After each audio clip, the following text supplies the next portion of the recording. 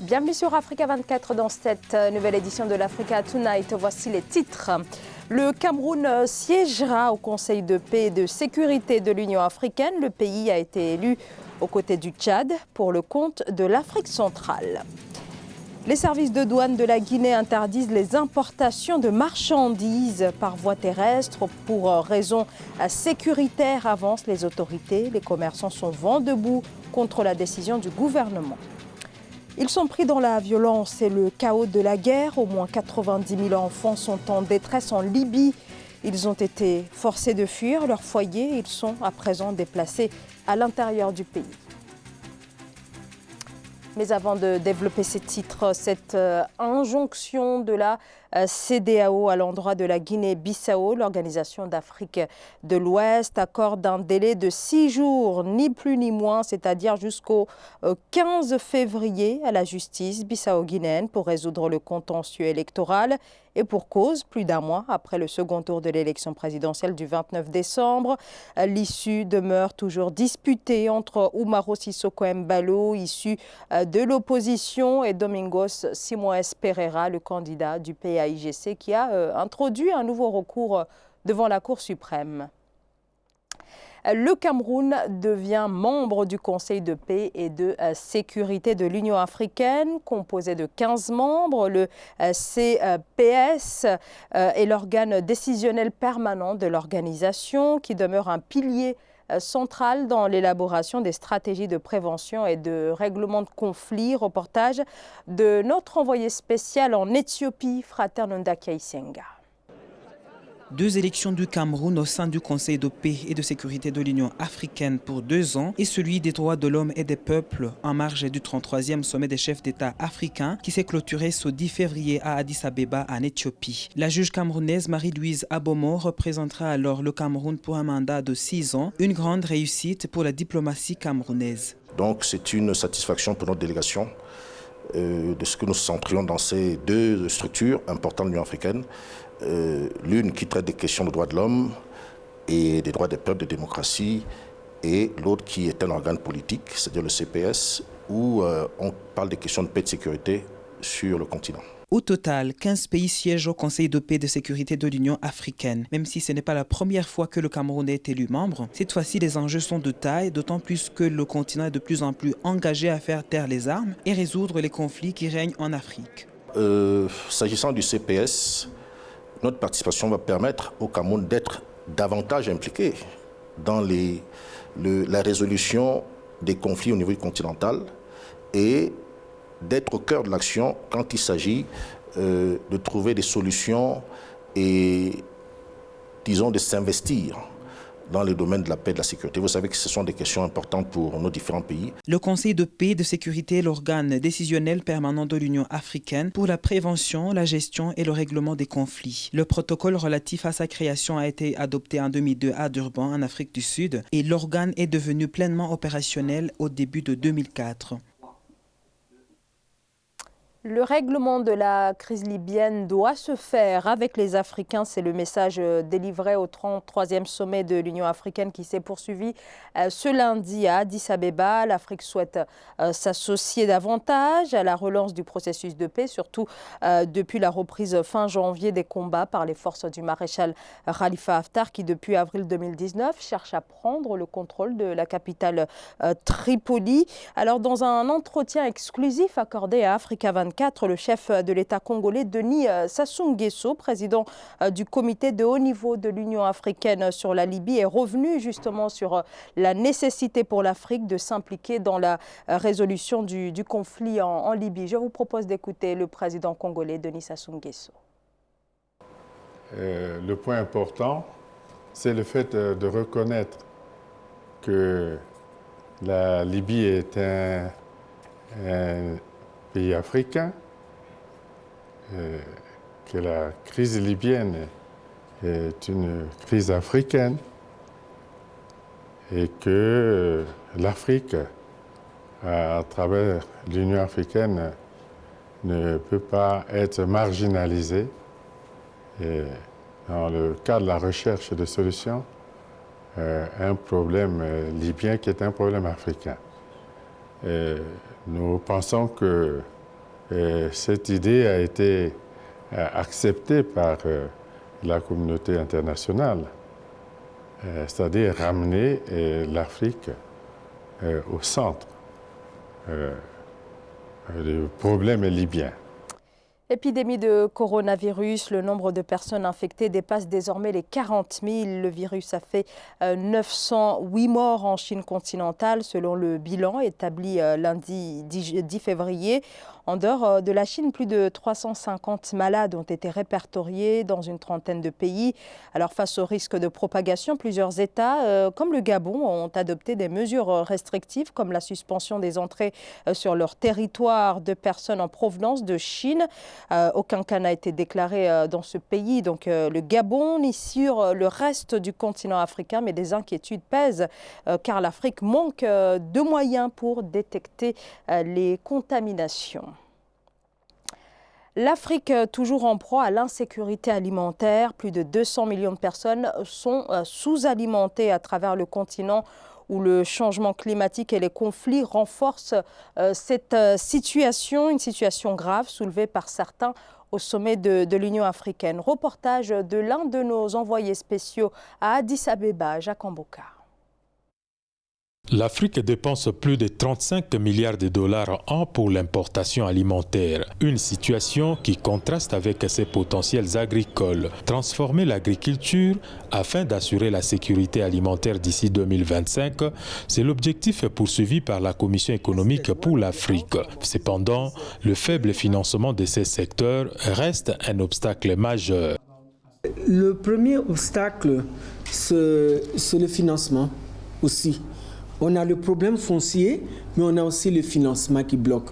Donc, si on n'a pas de financement ou bien si on n'investit pas dans le secteur, on ne peut pas avoir de résultats escomptés.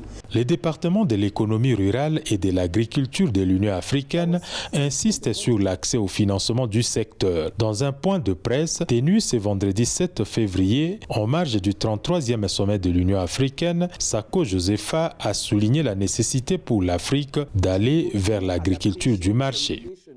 Et on doit vraiment créer des conditions favorables pour sortir de l'agriculture de subsistance en allant vers l'agriculture du marché. Nous devons aussi aider nos petits planteurs parce qu'en Afrique, la structure de notre agriculture est vraiment familiale. L'Afrique doit profiter de ses potentialités en investissant davantage dans le secteur agricole et assurer la sécurité alimentaire de sa population. Disposant de 60% des terres arables, avec un bon investissement dans l'agriculture, le continent peut atteindre 6% de croissance économique par an, selon les experts. Les importations de biens et marchandises par voie terrestre sont suspendues jusqu'à nouvel ordre en Guinée. La décision dénoncée par de nombreux opérateurs économiques s'accompagne d'un renforcement de la sécurité aux frontières. Alors, raison avancée par le gouvernement pour justifier cette mesure, le risque sécuritaire et la menace terroriste. Philomène Tine. Les importations de marchandises de toute nature se feront désormais par le port de Conakry, doté de scanners et de logiciels modernes capables de détecter tout cas de fraude ou de marchandises prohibées. La Guinée annonce ainsi la suspension de toutes les importations de marchandises quelconques dans le pays à travers ses frontières terrestres. Une décision qui se justifie par la volonté du gouvernement de lutter contre la fraude et la contrebande et de prévenir l'introduction sur le territoire d'armes de guerre. Sur le plan économique, c'est une mesure complètement absurde, d'autant plus que tout un pays ne peut pas avoir qu'une seule entrée, c'est-à-dire l'entrée portuaire. Plusieurs pays frontaliers avec lesquels nous sommes en échange, et ça c'est au quotidien. Et les activités économiques et même sociales de ces différentes populations-là sont directement liées à ces échanges. Donc ce sont des pénuries qui peuvent arriver, ce sont des activités qui vont se freiner et cela aura une répercussion sur la vie des gens au quotidien et même sur les revenus de l'État. Cependant, cette fermeture des frontière terrestre guinéenne n'impacte pas la libre circulation des personnes, mais elle ne devrait pas réjouir les commerçants guinéens qui peuvent voir leur chiffre d'affaires baisser. C'est plutôt une manœuvre politique, mais qui va faire un effet retour très négatif en termes d'image pour la Guinée, parce que la destination va être de moins en moins vendable et cela va affecter l'économie et la psychologie collective. Au courant du mois de janvier 2020, 40 tonnes de cartouches de calibre 12 ont été saisies par les services de douane à la frontière entre la Guinée et le Mali. Ceci pourrait pousser les autorités guinéennes à prendre toutes les mesures nécessaires pour un contrôle strict au niveau des frontières terrestres dans un contexte de tension politique interne. Gros plan ce soir sur la lutte contre la tuberculose au niveau mondial. Seules 7 personnes malades sur 10 sont traitées. L'une des difficultés rencontrées consiste à mieux dépister. Alors certes, cette épidémie ralentit, mais pas suffisamment puisque des millions de personnes continuent d'être contaminées. Reportage Lefti Ounou. La tuberculose est l'une des infections de santé publique qui est au cœur des préoccupations en Afrique de l'Ouest et du Centre. Selon l'Organisation mondiale de la santé, dans la région, 2,5 millions de personnes ont été atteintes de la tuberculose en 2016, soit le quart des nouveaux cas de tuberculose dans le monde. Réunis à Cotonou du 4 au 7 février 2020, des spécialistes de laboratoires œuvrant pour la lutte contre la tuberculose, issus de 23 pays africains, ont réfléchi pour prendre des résolutions afin de redynamiser la lutte contre cette affection de santé publique. Les pays sont encore confrontés à beaucoup de défis. Ces défis qu'ils ne peuvent pas régler seuls parce que la tuberculose ne connaît pas les frontières. C'est pour ça que ces coordonnateurs doivent se mettre ensemble pour la lutte. En vue d'assurer une meilleure prise en charge des patients atteints de la tuberculose, les scientifiques ont initié en 2019 le projet régional dénommé TB-Lab. Ce projet, porté par le réseau des programmes nationaux de lutte contre la tuberculose en Afrique de l'Ouest et du Centre, vise à renforcer les capacités des laboratoires nationaux de référence pour la tuberculose. 2 réunions ont meublé les assises de Cotonou. Nous avons constaté que seulement 5 laboratoires satisfont partiellement aux critères d'accréditation selon la norme OMS. D'une durée de 3 ans, 2019-2021, le projet régional dénommé TB-Lab est financé par le Fonds mondial de lutte contre le sida, la tuberculose et le paludisme et est coordonné par le laboratoire supranational de référence de Cotonou, appuyé par les SRL d'Anvers et de Milan. Il faut noter que chaque année, 4000 cas de tuberculose, toutes formes confondues, sont dépistés au Bénin. La Libye, toujours déchirée par ce conflit fratricide, 8 ans après la chute de Mouammar Kadhafi. Et depuis avril 2019, date qui marque le début de l'offensive du maréchal Khalifa Haftar, qui cherche à prendre le contrôle de la capitale Tripoli. 150 000 personnes, dont 90 000 enfants, ont été déplacés. Corinne Kamdem et Ibayako.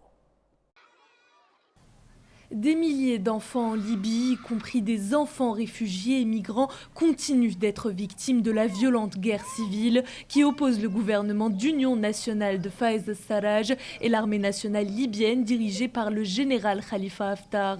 Selon le représentant spécial de l'UNICEF en Libye, Abderrahman Randour, les combats en Libye ont déplacé plus de 150 000 personnes, dont 90 000 enfants. La situation des enfants en Libye est désastreuse. Il y a également 60 000 enfants migrants et réfugiés, dont beaucoup dans des centres de détention, sans leurs parents, qui sont utilisés et maltraités par des trafiquants impitoyables. La guerre a également fait des ravages dans l'éducation, fermant 200 écoles et privant plus de 200 000 enfants de leur scolarité. L'armée nationale libyenne du maréchal Khalifa Haftar mène une offensive pour prendre le contrôle de Tripoli depuis avril 2019. La dernière escalade d'un conflit entre des camps rivaux basés à Tripoli et dans l'est de la Libye depuis 2014. Plus de 100 000 enfants n'ont pas été scolarisés à un moment ou à un autre depuis le début de la guerre en avril. Ils doivent retourner à l'école, car s'ils perdent leur éducation, la Libye perd. Nous devons donner des opportunités à ces enfants ici en Libye, et il y a des opportunités. Protéger leurs droits, leur fournir de l'eau et des installations sanitaires, et les laisser retourner à l'école, car tout commence par l'éducation. L'UNICEF appelle les dirigeants et les politiciens à accorder la priorité aux intérêts des enfants et à leur fournir les opportunités nécessaires pour mener une vie saine. Ce journal a été préparé par l'ensemble de la rédaction. Merci de votre fidélité. Dans un instant, une nouvelle édition de l'actualité sur Africa 24.